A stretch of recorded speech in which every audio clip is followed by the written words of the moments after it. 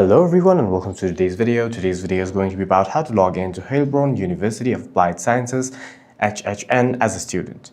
The first thing that you'll have to do is open up Google Chrome or a browser of your choice, and then in the search bar we're going to be typing in HHN account activation. That is HHN account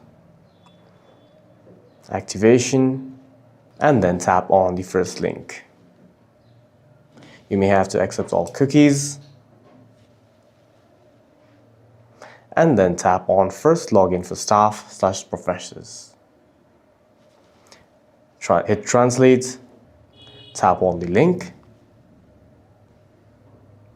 hit translate one more time, and then tap on further. Instructions for password assignment, and then follow the on-screen instructions.